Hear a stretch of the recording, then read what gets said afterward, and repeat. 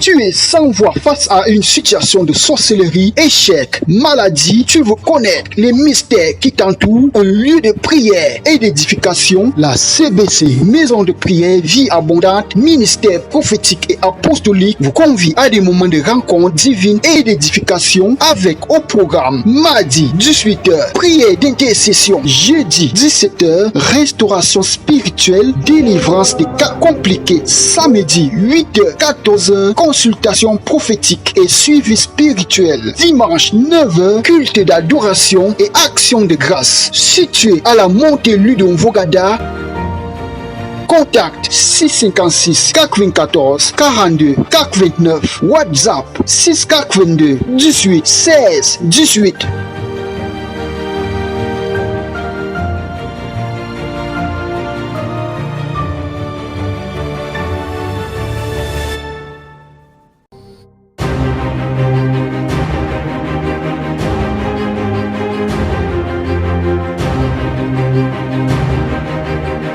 Aujourd'hui, nous allons partager sur la malédiction. Nous allons comprendre la manifestation de la malédiction, ses effets, son impact et surtout son influence. Bien-aimés, nous savons que la malédiction est une manifestation qui le plus souvent se ressent dans la vie des uns des autres suite à une parole d'imprécation, un mal œil comme on dit souvent, une personne qui s'est élevée ou alors une quelconque divinité qui s'oppose et qui lie la vie de ces derniers dans beaucoup de désolation, dans les échecs répétés, dans tous les maux et les vices. Bien-aimé, la malédiction est réelle dans la vie du quotidien de tous les hommes. Car souvenez-vous que le monde est régi et contrôlé par deux puissances. Les puissances du mal et les puissances de lumière. Et la puissance du mal, qui est conduite par l'ennemi, a une influence néfaste dans la vie de tous ceux-là qui sont levés pour vivre dans la vérité. Bien-aimé, la malédiction donc est proférée par des agents du diable qui sont soi-disant parfois des sorciers, des féticheurs, des gens qui sont animés d'un esprit malin et qui ont reçu un mandat d'enfreindre dans la vie de ceux qui peuvent mener leur vie quotidiennement dans la paix et dans la réussite. Bien-aimé, la malédiction donc peut être une parole qu'on a prononcée contre toi depuis ta famille, un endroit où tu t'es rendu, une insulte par colère, par jalousie. Une personne a perforé une parole de malédiction dans ta vie qui aujourd'hui se manifeste. La malédiction, bien-aimée, est une réalité spirituelle. Nous allons pouvoir faire un tour dans les 7 Écritures pour comprendre un tout petit peu ce que nous pouvons comprendre par malédiction. Dans le livre de Deutéronome, à son chapitre 13, nous pouvons voir clairement une manifestation claire, une colère manifeste en ces mots. Il s'éleva au milieu de toi un prophète ou un songeur qui t'annonce un signe ou un prodige, et qu'il y ait accomplissement du signe ou du prodige dont il t'a parlé en disant: allons après d'autres dieux, des dieux que tu ne connais pas, et servons-les. Tu n'écouteras pas les paroles de ce prophète ou de ce songeur, car c'est l'Éternel votre Dieu qui vous met à l'épreuve pour savoir si vous aimez l'Éternel, votre Dieu, de tout votre cœur et de toute votre âme. Bien aimé, on a nommé 2 types de personnes au travers de ces 3 versets. La première personne, on nous parle d'un prophète, un songeur. Nous pouvons encore le reconstruire chez un diseur de bonne aventure. Tu es allé et il t'a fait des confidences. Il t'a fait croire un certain nombre de choses. Bien-aimé, c'est une malédiction déjà. C'est une alliance de malédiction dans laquelle tu as lié ton âme. Parce que souvenez-vous que le Seigneur nous a donné la capacité de vivre le bonheur. Et il nous a laissé le choix de le choisir, de le prendre. Mais qu'est-ce que nous avons fait? nous avons choisi la voie du prophète mensonge. Ce prophète qui dit des choses comme dans nos familles. Nous allons nous dire facilement, quand elle a parlé, comme il a dit, c'est ce que nous devons faire. Nous devons aller accomplir un rituel. Parce que le temps a sonné, soi-disant, nous devons aller l'accomplir. Bien-aimés, le Seigneur dit que nous ne devrons pas suivre cette voie. Pourquoi? Parce qu'elle apporte la malédiction, elle nous conduit dans l'impiété et elle nous garde esclaves de cette personne qui est en train de nous conduire à accomplir ses sortilèges ou encore ses différends. Je voudrais vous amener dans un cas pratique et palpable, bien-aimé, qui est dans le quotidien de l'homme. À un moment donné, on se retrouve comme abattu, on se retrouve comme avoir des ressentiments. Quelque chose ne tourne pas rond. Mais le plus souvent, quand on commence à avoir ces ressentiments, on n'a pas recours à Dieu.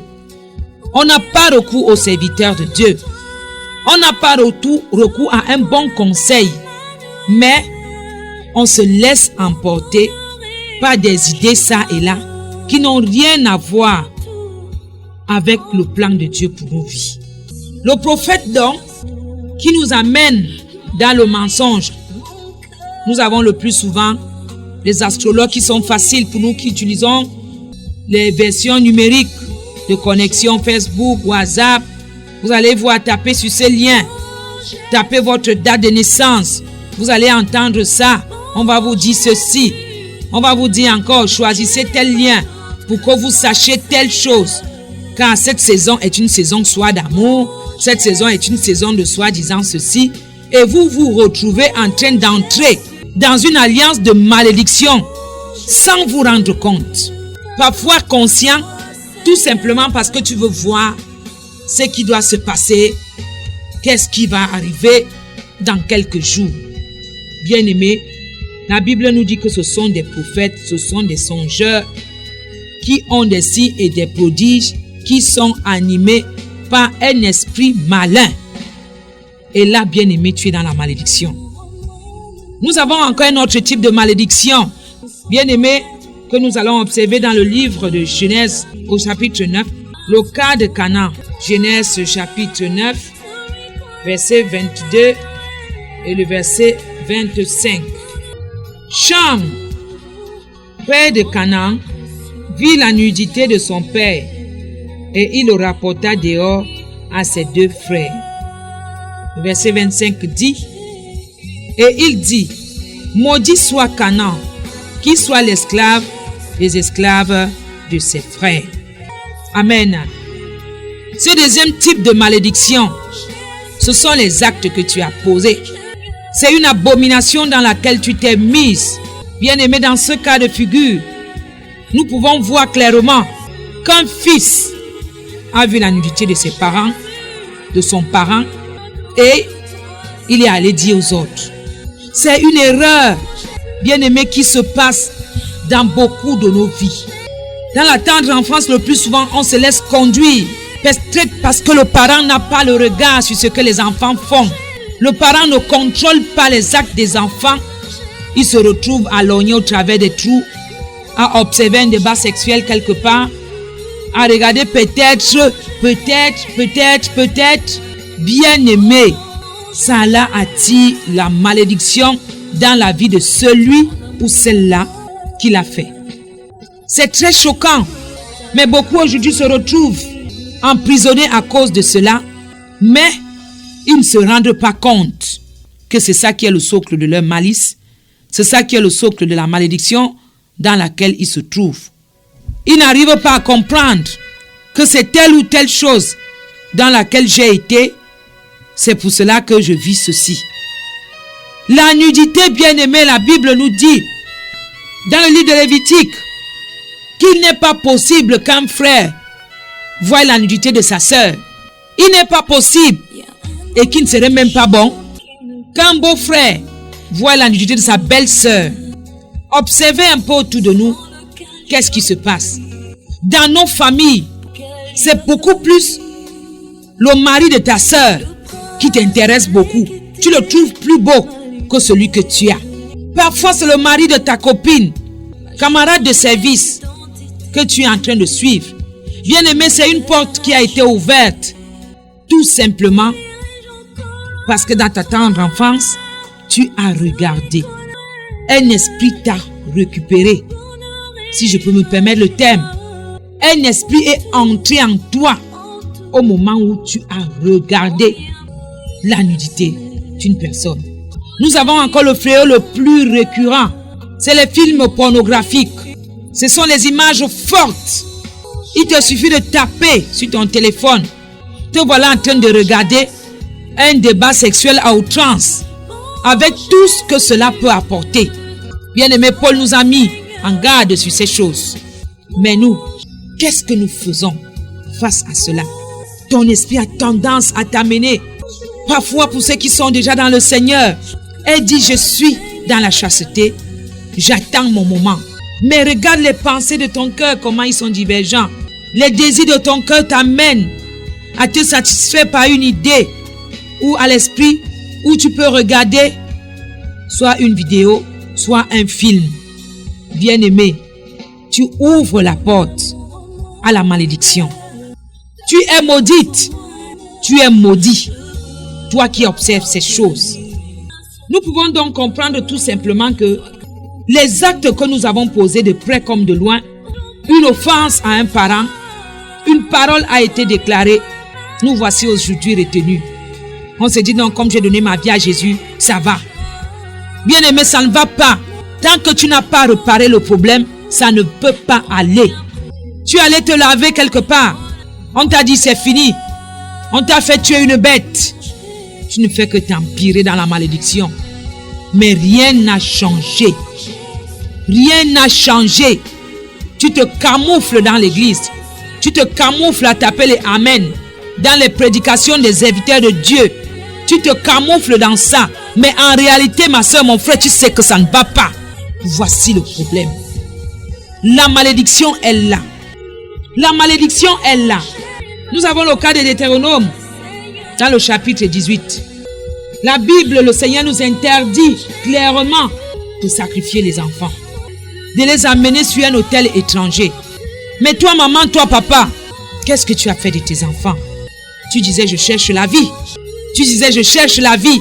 Tu les as amenés, tu les as livrés à la malédiction. Scarification à gauche et à droite. Repas rituels consommés ça et là. Aujourd'hui, les enfants sont liés. Ils sont maudits parce qu'ils ont participé à une table. Ils ont bu à une coupe qui les a retenus captifs. Aujourd'hui, ils ont grandi, mais ils s'en vont dans tous les maux. Ils s'en vont dans tous les vents possibles. Bien-aimé, je suis là pour te dire quelque chose. Réveille-toi. Réveille-toi. La Bible nous dit qu'il n'y a plus de condamnation pour ceux qui ont reçu Christ et qui vivent selon ses desseins. Où est le problème? Tu marches dans la sanctification. Tu mets en pratique la parole. Mais il y a un péché qui n'a pas été confessé. C'est une malédiction. Voilà une autre forme de malédiction avec laquelle on marche tous les jours. Tu as dit, je suis allé devant la face de Dieu, j'ai demandé pardon, il m'a pardonné. Mais qu'est-ce que c'est l'offense que tu as fait à l'homme, à ton semblable? Tu lui as demandé pardon. Pourquoi? Parce qu'à chaque fois qu'une parole de colère est relâchée, il y a un esprit qui est derrière cette parole pour l'accomplir dans la vie de celui qui l'a reçue ou de celui vers qui la parole a été élevée. L'enchantement n'aura pas de pouvoir sur Jacob, a dit l'Éternel, mais seulement si tu restes dans l'alliance. Si tu as observé la voie et la volonté de Dieu pour que tu parviennes à être réellement loin de ce que quelqu'un peut proférer une parole de malédiction contre toi et ne tienne pas. Il faut que tu sois enraciné dans le roc. La Bible nous a dit dans Michée que le Seigneur a dit dans son chapitre 5 verset 11 qu'il va exterminer les enchanteurs pour toi qui es né de nouveau. La malédiction n'aura plus de pouvoir pour toi, a dit l'Éternel, parce que le salut est en toi. Je vais te faire voir encore en 2 ou 3 points. Pourquoi toi qui es enfant de Dieu déjà, la malédiction continue à t'influencer. simplement parce que tu entretiens les sentiments de peur. La peur est conduite par le doute. La parole que tu as reçue n'est pas claire en toi parce que tu es incertaine. Parce que tu regardes à un moment, tu peux le confesser.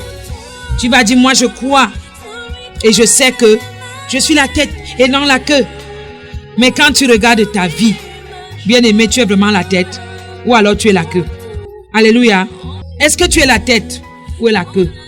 C'est tout simplement la peur. La peur qui t'anime, qui a amené le doute. Et ça donne l'impression que la parole n'a plus d'effet.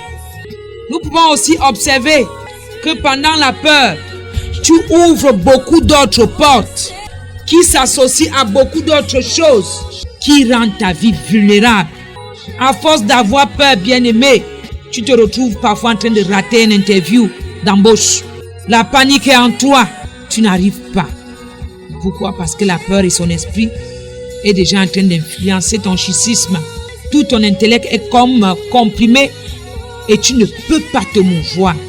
Bien que ayant le baron pour répondre, te voilà en train de jouer. La peur peut t'amener à rater une opportunité dans ta vie. C'est pour cela que, bien-aimé, tu dois veiller aux pensées de ton cœur. Tu dois avoir confiance en la parole que tu as reçue. Tu dois être déterminé et savoir, comme Amos l'a dit, si tu as reçu une prophétie, elle va s'accomplir. Certainement, au temps marqué. Ce n'est pas toi qui décides. Ce n'est pas les circonstances dans lesquelles tu es qui vont définir que la prophétie s'accomplisse. Mais au temps marqué, elle va s'accomplir. Il faut seulement que tu crois.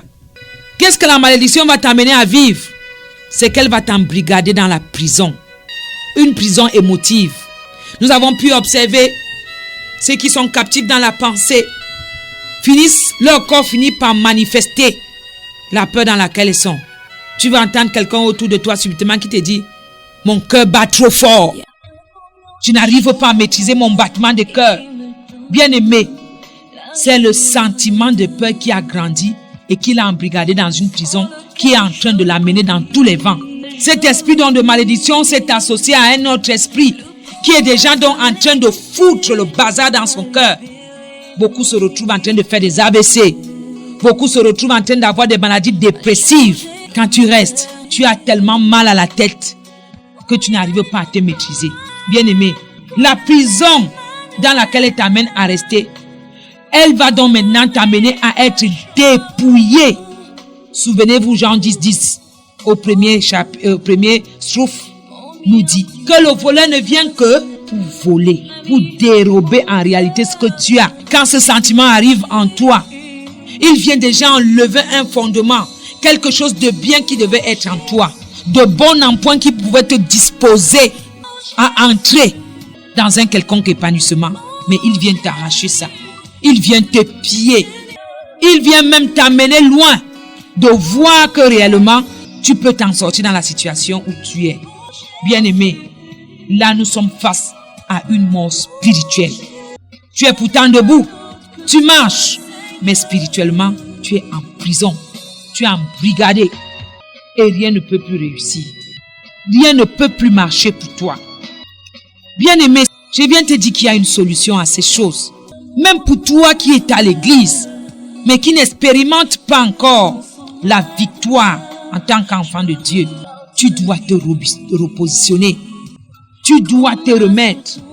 Parce que la malédiction, bien-aimé, a été brisée. La malédiction a été rompue. Si tu vas lire dans ton livre de la Bible sainte, dans Colossiens au chapitre 3 ou encore dans Galates, tu vas te rendre compte qu'il est clairement dit que Christ nous a rachetés de la malédiction de la loi. La loi qui t'a retenu parce que tu es resté avec un enchanteur. Tu as écouté un prophète malin qui t'a amené à expérimenter des choses horribles, qui t'a ouvert aux principautés, aux dominations, à tous ces esprits qui viennent des eaux, des forêts, des cimetières. Parce que tu as obéi à un prophète, songeur, menteur, enchanteur. Tu as la possibilité de t'en sortir. Tu as la possibilité parce que Christ a porté sur lui la malédiction.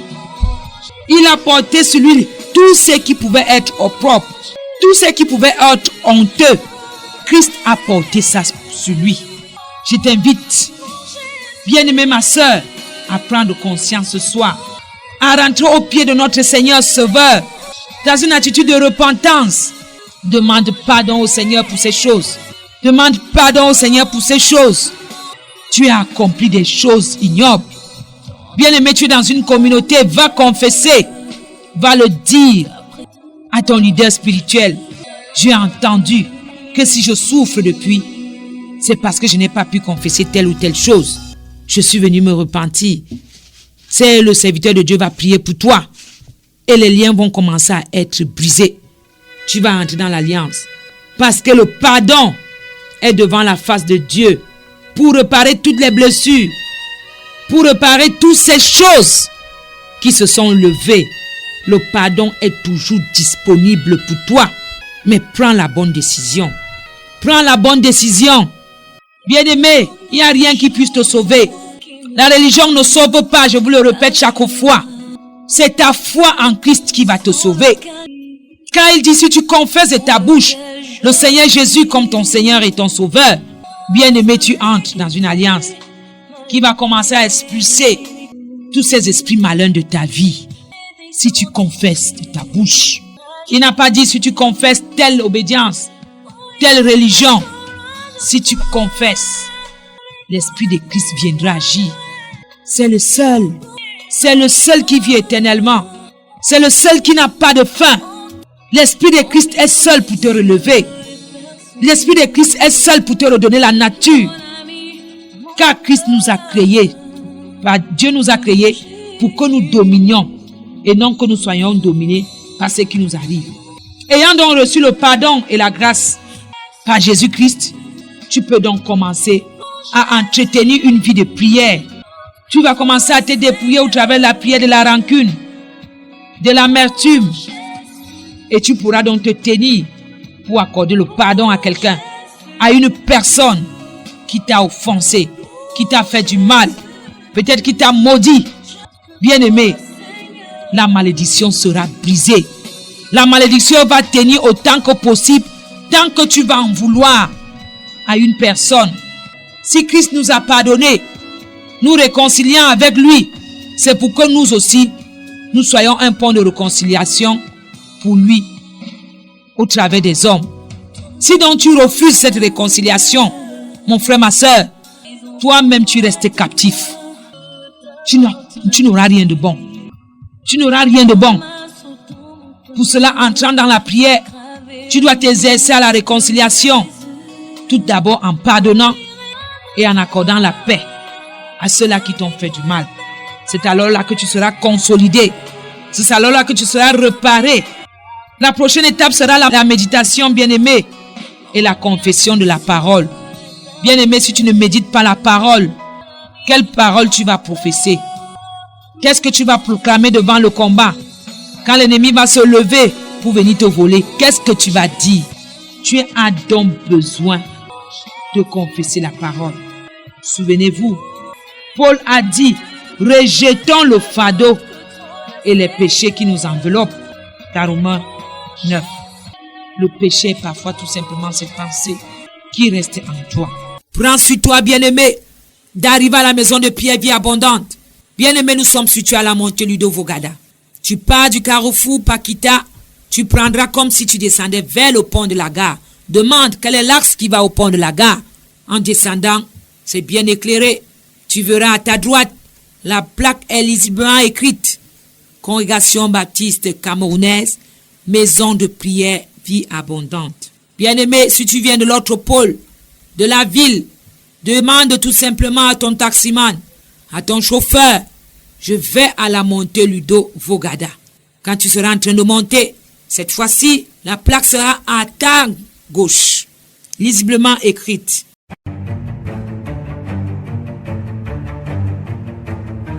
Tu es sans voix face à une situation de sorcellerie, échec, maladie. Tu veux connaître les mystères qui t'entourent, un lieu de prière et d'édification. La CBC, Maison de prière, vie abondante, ministère prophétique et apostolique, vous convie à des moments de rencontre divine et d'édification avec au programme mardi 18h, prière d'intercession, jeudi 17h, restauration spirituelle, délivrance des cas compliqués, samedi 8h, 14h, consultation prophétique et suivi spirituel, dimanche 9h, culte d'adoration et action de grâce, situé à la montée Ludon Vogada. Contact 656 424 42 429. WhatsApp 6 422 18 16 18.